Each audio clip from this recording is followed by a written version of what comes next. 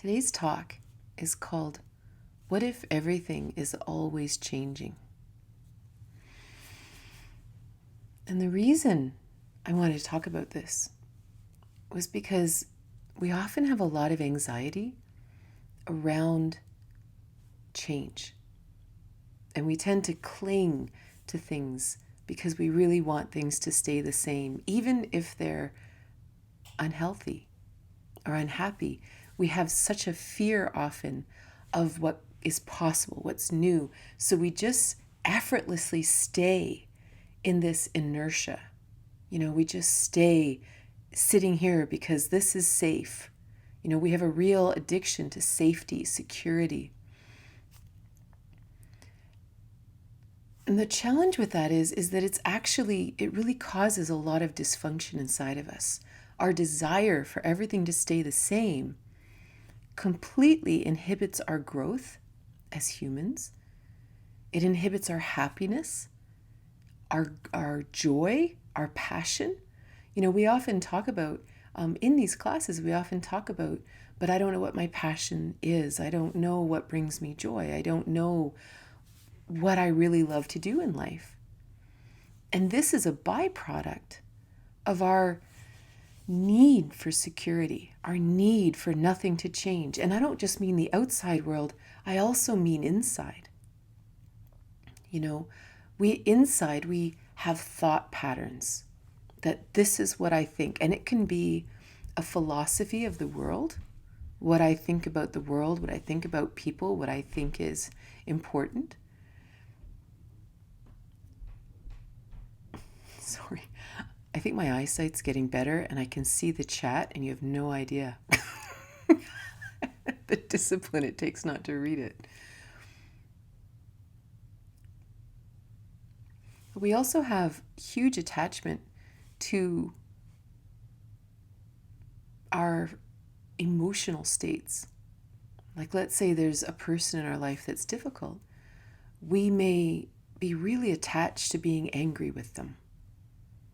Or we might really be attached to being in love with them, right? We may not be able to release feelings from our childhood. And this keeps us stuck. And in some way, it's a weird kind of security. It's a weird kind of safety. That if I just stay in this space right now, even if I'm angry, even if I'm frustrated, I know this space. I know the rules, I know what's allowed, I know what the possible changes are, and I'm just going to stay here in this stronghold. And I understand this, but it stops all growth. It stops all potential. And so the question becomes, is this stability, and I really put that in air quotes, reality? Is it even something that's possible to achieve here on Earth? Is it actually the reason we came here? Is Earth designed to be stable? Is it even possible? Because the problem is if it's actually not part of our reality here, we will drive ourselves crazy. Because it's like, imagine you were taught that the sun was the bad guy. Sun is bad. No matter what, never, ever, ever see sun. That's what we were taught. Well, but we're on Earth. And the sun is always there. And the sun is always actually feeding us. It's delivering a million things and light codes and vitamin D and all these things. The sun is very important. But for whatever reason, we have the idea that the sun is bad. So no matter what, we have to try to stay away from the sun. Every time the sun rises in the morning, we go crazy, all this. And we actually create all this anxiety inside of us because the damn sun exists. If only the sun would go away. But the reality is we're on Earth, and the sun is part of our reality. So what if change is the same? What if change is reality? What if it's that Epictetus quote, or that his whole idea that change is the only constant? It's not just something that happens. It's actually how the earth is created. That's actually why our souls came here, was for growth and change and experiences and newness. What if that's reality? And every single day, we're spending all this energy fighting it. And that's why this talk is called, What If Everything is Changing? Because we know the alternate argument. So we're just going to play in this other world that perhaps change really is reality. And when we can embrace that, then it's the same thing as embracing the sunshine. Then all of a sudden, everything changes. Like imagine this day, I hate the sun and I wish the sun didn't exist, right? And then I shift my perception, I shift my thoughts, I maybe release some trauma that I've had in my life because of all the sun exposure, right? And then one day I wake up and I now believe that the sun is an integral part of my human experience. So what happens? We wake up in the morning and we feel the sun in our face and our whole body exhales, right? Life is totally different. So what if change was the same? What if we woke up every day going, I wonder what will change today? I wonder how I will be different. I wonder how my perception of the world will be different today. I wonder how the people in my life might be different today. I wonder how things in the world might be different today. Imagine if that was your, well, this will be an interesting day.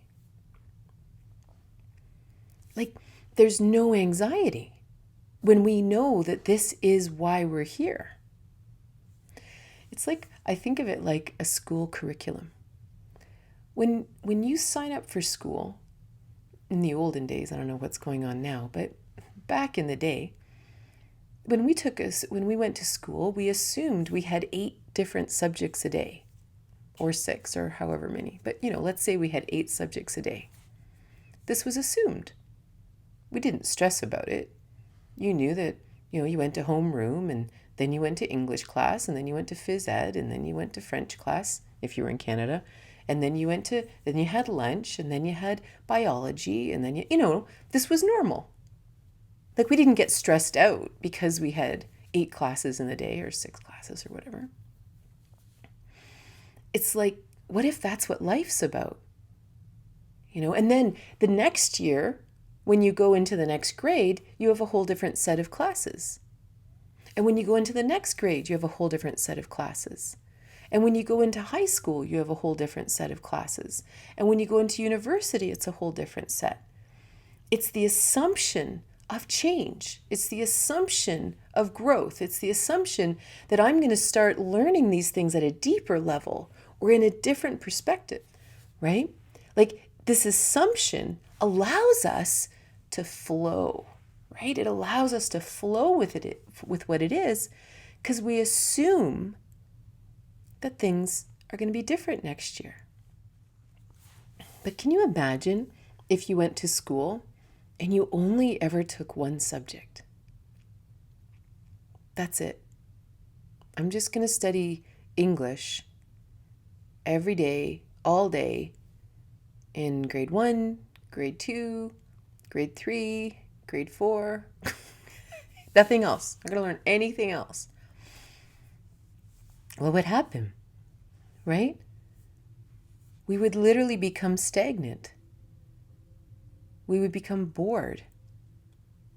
We would probably have an existential crisis at some point, because deep down we knew this isn't what we're supposed to be doing.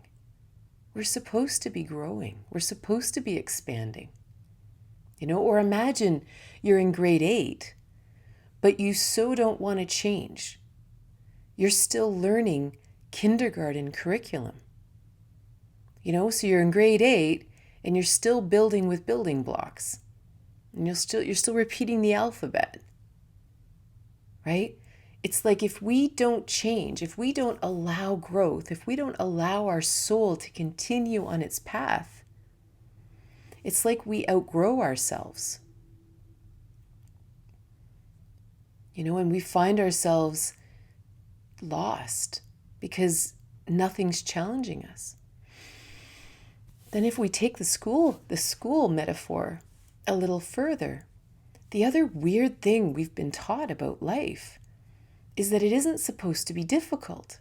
It isn't supposed to be hard. We're supposed to, we shouldn't even have tests, really.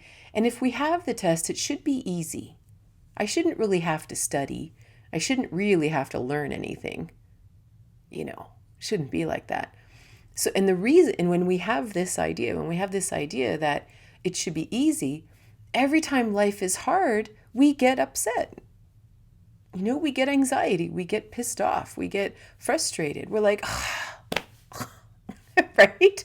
Me too. Like, I'm not saying, it's such a cure, but the whole thing stems from the idea that life's not supposed to require anything of me. I'm not supposed to have to try. I'm not supposed to have to change my perspective, right? It's just supposed to be easy.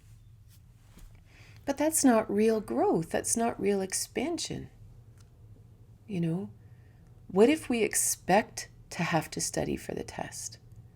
I remember I went back to, my first degree was in math, and then I went back like 10 years later to study psychology. And I remember having to write essays. And of course, one of the people I loved to study deeply was Viktor Frankl. And I used to love writing essays about Viktor Frankl, right? This was it just grew my heart. It grew every aspect of my being to be able to really study what he was writing and really bring it into my consciousness and let it work on me, to let it change me, to get inside the mind of this really brilliant man and allow those thoughts to challenge the thoughts I already had and expand the other thoughts that I had. And then to be able to take a piece of paper and write something about it, take a stand or take a point and expand on it. And here are the reasons, and here are the proofs, and here's my and therefore, here's what it is. Every time I got to do this, not I had to do it, every time I got to write an essay about Viktor Frankl, I was a different person. I was a more expanded version of myself, right? So that change that happened because of that, I mean, you guys know, I love talking about Viktor Frankl to this day. It has altered my consciousness. And the greatest things in my life, the most difficult things in my life, like even when I had the breast lumps back in 1999, that was really hard. I came to a dead end in my life. My philosophies that I had accumulated up until that point, I was 29, had literally brought me to a dead end. I had done everything right. I had the lovely husband. I had the 2 kids. I had the education. We did everything. We were organic farmers. We were doing everything right. And I was so depressed and not really wanting to be here anymore. That's a huge challenge to come out of that hole, because you have to sort through for me, I think I also had to sort through generations of ancestral patterning, because all the women in my family had died of breast cancer, right? So it wasn't even just me. I was literally sorting through the weeds of the world I'd been raised in. This isn't easy. This is really, really hard. I had to really seriously look at every single belief I had, every thought I had. I had to look at it and then be willing to release it if it didn't serve me. This is really hard,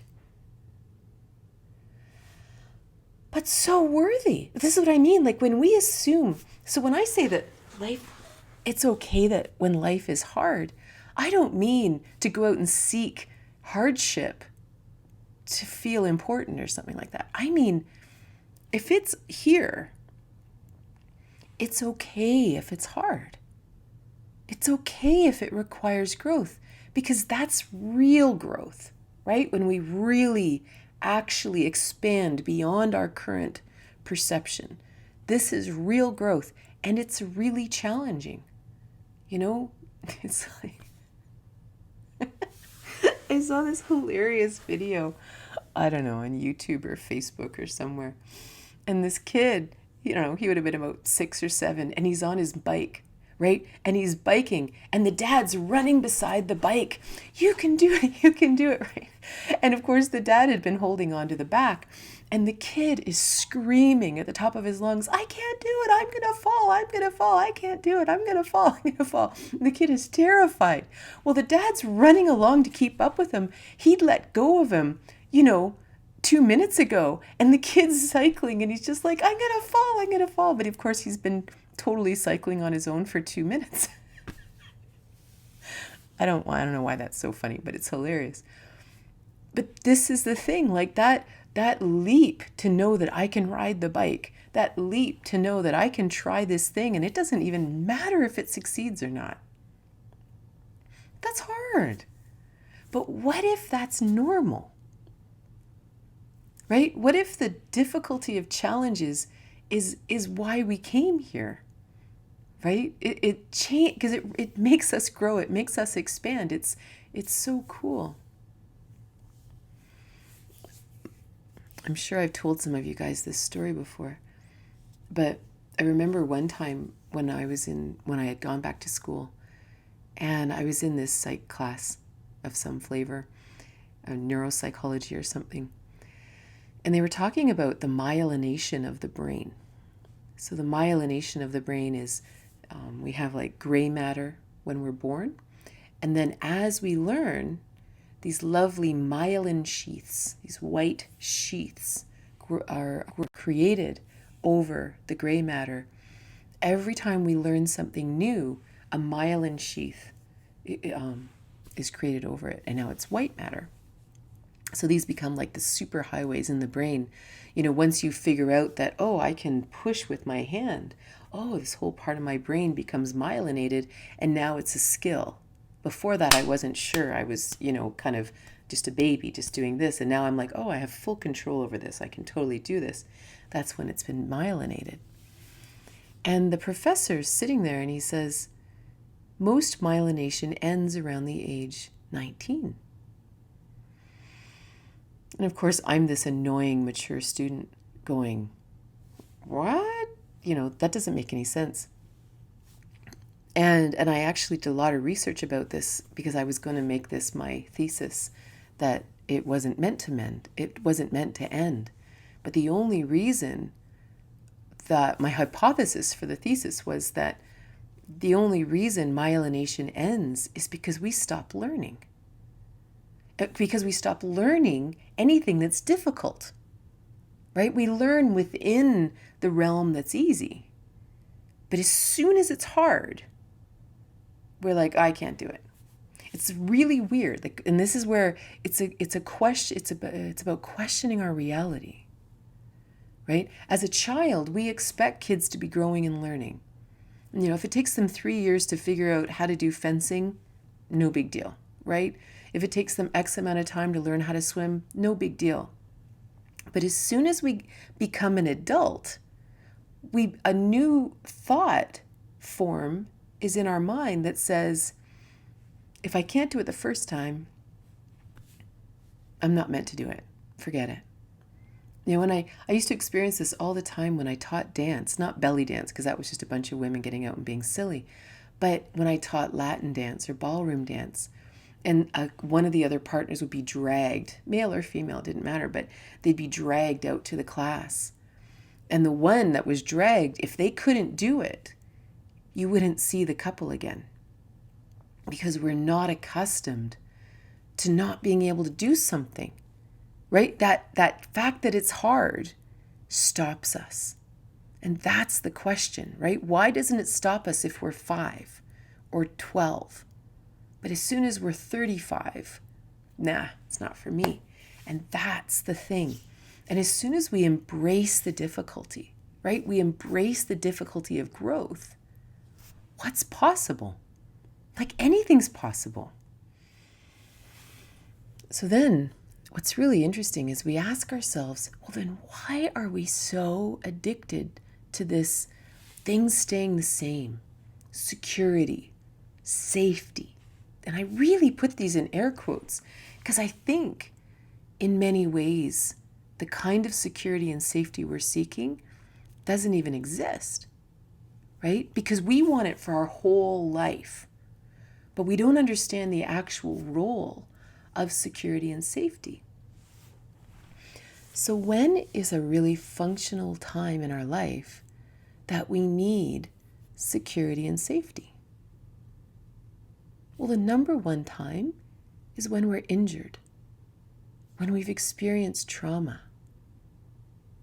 Because the only way for our bodies to relax, for our parasympathetic nervous system to kick in, and that we actually exhale, and we're able to let all of the energy of our body go within to heal the broken leg, to heal the broken heart, to heal the nervous system from war, whatever it is that's traumatized us. We have to be in a state of safety and security. Like, I'm going to lie in this bed, whether it's in a hospital or at home or whatever, and I am safe to take down my walls, to take down my soldiers fighting the outside world. And all that energy is now going to come inward and heal this, right? This is when safety and security are so valuable. But this is meant to be a temporary solution, right? It's not meant to be a way of life. It's just meant to be able to say, I need some quiet time. I need a sabbatical. I need to just be still for a while so I can heal. But again, when we have this reality that says my goal in life is to completely stay within the security all the time, we don't really do it. We don't actually embrace the safety and security. So like, let's say, for example, in an ideal world, something happens, trauma happens, there's a car accident, abuse, war, who knows, something's happened, trauma has happened. And if we take this seriously, that I am here on the planet to grow and expand and have new experiences, that's why I'm here. So my number one priority is healing the trauma so that I can come back into that stage of growth and expansion. And, then we are, as a society, going to say, okay, we need to facilitate some security and safety so that you can fully heal, so that you can then be completely you again and begin the growth process. That would facilitate real healing. But if we don't have the idea that change is inevitable, like even that, it sounds like it's inevitable, but it's normal. It's the way the earth was created. It's why we're here, right?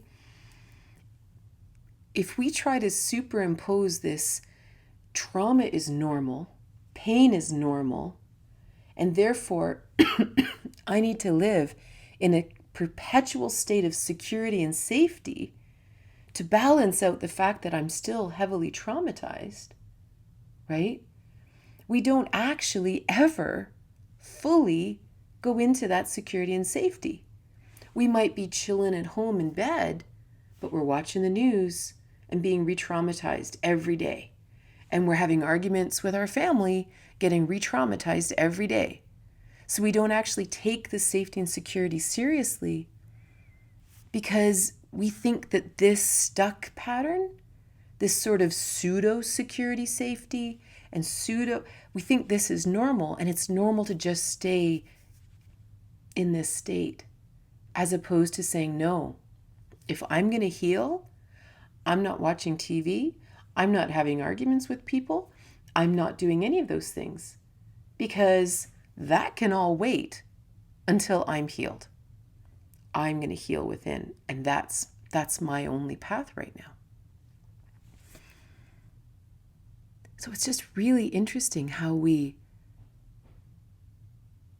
when we shift our consciousness to actually imagine that I'm here to surf the waves of life, I'm here to actually perpetually begin a new school year with new topics and new classmates and new potential growth opportunities.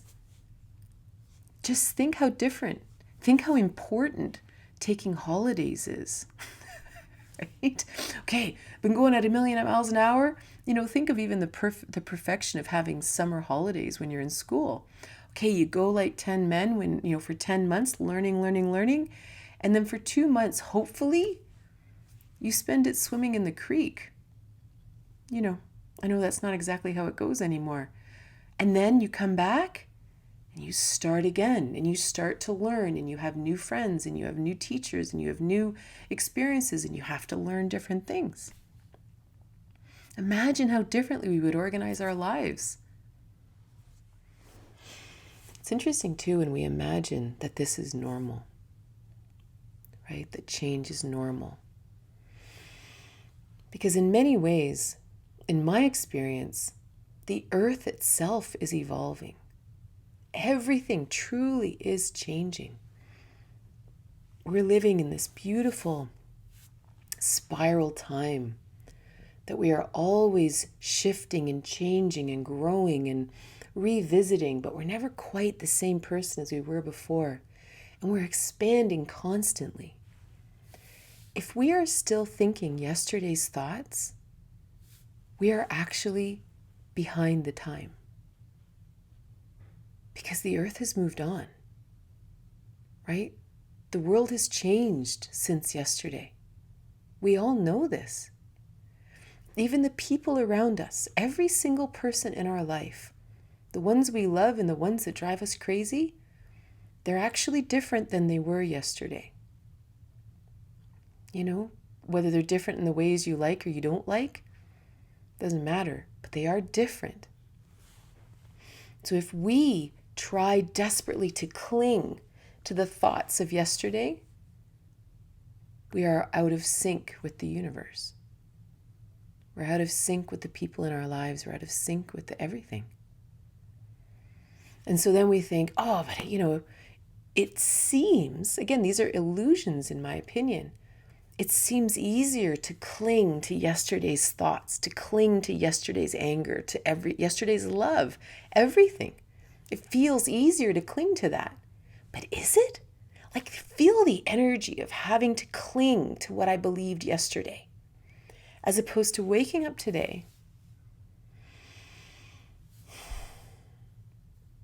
and actually feeling in to a new energy, feeling into an entirely different space. It's like, I remember traveling by train in Europe. And, I remember one day we started in Holland, maybe. This was a long time ago. My husband and I, when we went to Holland for his Oma's 100th birthday. And we left the train in Holland. And halfway through the day, I think we were in Belgium. And then I think we ended up in France. Well, if I wake up in France, what happens if I keep pretending I'm in Holland? Or I keep clinging to the stories of Holland, or I walk through the streets of France, reminiscing about what it was like in Holland. Or instead, we get off the train in France and we say, well, this is interesting. And you just receive it. Like it's actually no effort to just be here today.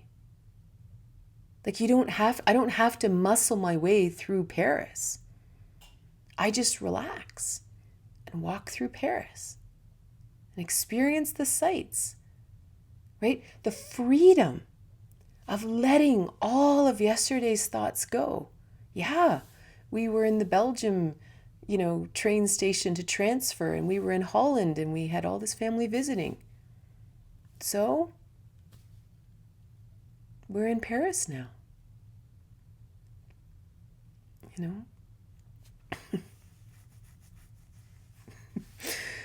This is I have to tell you a funny story about that has nothing to do with this, but the hilarious thing is when we were in Holland, we were visiting with my husband's family, and most didn't speak English. So for like 5 days, I lived within people who only spoke Dutch. And for the first couple days, my husband would try to translate to try to keep me up to speed as to what the conversation was. But after a while, I said, no, don't worry about it. I can't participate anyway. And, this doesn't make any sense. Well, by the time we were on the train on our way to Paris, I had actually lost the ability to speak. It's like you turn off your language processor. If you know you're not going to speak, you don't understand anything, you can't respond. So you just turn off the entire language processor, including your own. And I remember sitting on the train, and I'm just sitting there staring out the window. I was happy, but I wasn't talking. So you can imagine what a chatty Cathy I normally am, right? And my husband, he was really quiet. Like he wasn't a chatty Cathy. So he kind of depended on me being the entertainment. And I'm just sitting there staring out I'll never forget staring out the train window. And I didn't have a single thought in my head because my language processor was offline. And finally, by the time we got to Paris and we're wandering around, and I'm not saying a word, like not a word. And finally he's like, are you okay? And I actually had to, because it was like I was experiencing entirely different reality. I was experiencing Paris as someone who wasn't chatty, who wasn't talking about Holland or this or that and I actually had to bring my language processor back online. It took a couple of days before I could actually talk again. And then, of course, I'm trying to remember any French I learned in school because we were now in Paris. So just, it's so interesting how, in spiritual teachings, we talk about the power of being in the present, but also the ease of being in the present. And it's like we almost don't believe it, right? We think, no, I have a fight inside of me. I don't want to let it go. And I have these ideas that I developed over my whole life, and they're really good. And they define who I am. I don't want to let them go. But it's like walking through Paris with all these backpacks of my thoughts about Canada, my thoughts about this, and my thoughts about Holland, and my thoughts about where we're going next, and I'm not even in Paris. But if I took all of that stuff, all those backpacks, and I just left them somewhere, and I just received. Yeah, it's funny. I have a really good friend who I've been trying to convince that she should come on Insight Timer, and one day she might, because she's absolutely brilliant. And she have her own profile and everything. And her real passion right now is embracing the divine feminine. And this isn't just like women. This is just the divine feminine energy in the world.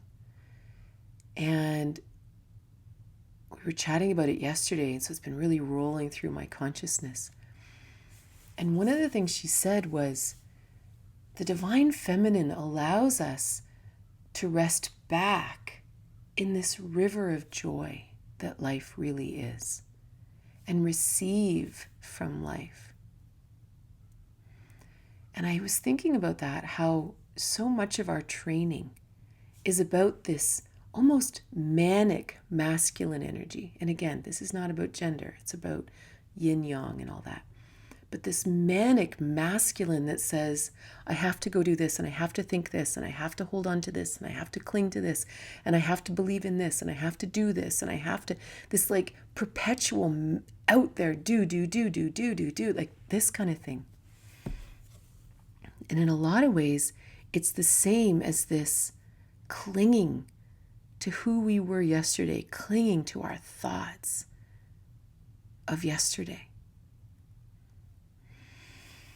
as opposed to embracing that divine feminine energy of just wandering through the streets of Paris. I'd never been to Paris before. How do I experience Paris the best? By relaxing and receiving, right? What if it's the same as life, right? So that when things change, we just observe it and we receive it and we think, oh, all right, new chapter. And it's just like that, you know? Hence all the work we do to release our attachments to previous realities, including yesterday's previous reality. It doesn't have to be 20 years ago or our ancestral patterns or anything. It could be anything. And it's also interesting because one of the things that I think really harms our ability to roll with change is exhaustion. Maybe you're going to Cuba. That's where we go. That's where lots of people in North America like to go. We like to go down to the Caribbean. Some people want to go and do a million things. But I remember after I published Tantric Intimacy, my book, all I wanted to do was go somewhere hot and sleep on a beach because I was so exhausted. Body, mind, and spirit. I was just completely done. And luckily my sister, one of my sisters is a banker, and she was super burnt out. So the two of us went to Cuba and literally slept for a week. Sometimes by the pool, sometimes on the beach, sometimes with mojitos, whatever. We weren't interested in anything changing. We wanted to sleep on the same bed by the pool. We wanted to sit on our spot on the beach. We were so exhausted. We just wanted to be still. And this is one of the great challenges when we live in a state of exhaustion also. The last thing we can handle is any change. And I just say that to really emphasize the point that when we're tired, we really need to look at that. Like, that's not a small thing, that we need to look at why are we tired? What is happening perpetually in our life and not stopping, that we live in perpetual exhaustion? It's one thing if you write a book, launch a project, do something and you're tired, and then you rest. And then you launch again or whatever, right? But if our life is some kind of perpetual state of exhaustion, then we need to look at that. It's really, really important, because if we're living like that, we will fight all change as well. So then what happens? Right? Change is coming. Change is the world. The world is constantly evolving. Everyone around us is constantly evolving. So then not only are we in a state of exhaustion, we are actually fighting the natural movement of the world around us. We're actually spending so much energy trying to make things not change. We're expending even more energy, making us even more tired because we're fighting this change. So it's a really interesting thing. And that's why I like the idea of pondering the concept that what if it's natural that everything is always changing? Can we release our spine, release our nervous system? Let who we were yesterday go, and just receive the day. And what if it's easier? What if it's happier? What if we have more joy? What if it isn't scary? What if it isn't exhausting? What if it's amazing? Being autistic, my myelin is affected. I'd love to know if you know anything about strengthening the myelin sheath. One thing I truly believe, this was my theory, was that we increase the myelin sheaths every time we learn something different. Something really different. Something outside of what we think we can do. If someone says, well, I can't play a musical instrument, then learn to play a musical instrument. The first time you sit down at a piano, it's like your brain just won't do it. Like you're just like, I can't do it. But the important thing is you have to have the struggle, right? You have to have the difficulty. And then that difficulty creates a response in our neural pathways. It has to be difficult for our body to respond. It's almost like if you pump your bicep, you have to actually lift enough weight to stress the muscle so that the body responds by building stronger muscle. So when we learn something difficult, that creates a response in our brain that says, okay, whoa, we're learning something difficult. This is really hard. We need to create some myelin sheaths, right? And so then what happens is we sleep, because they're formed when we sleep. And the next day we sit down on the piano and it's a little bit easier. And then we continue to challenge ourselves to keep learning it and allow the difficulty. And then the brain responds and the myelin sheaths are formed. And it could be anything. It could be playing hopscotch. It could be learning a language. But the key is we have to do something that's outside our comfort zone so that our brain must respond to the difficulty. And I recommend that to everybody, whether we have autism or not. Like because we've so stayed in our comfort zone. If we don't create stress in our system, it doesn't have to respond, right? So, yeah, that they form during sleep, and so that's why it's so important, this quality of sleep, reducing the stress, but reducing the stresses that aren't making us grow, reducing the chronic stressors that have nothing to do with us, But what if you don't like Paris? Then I would get on another train.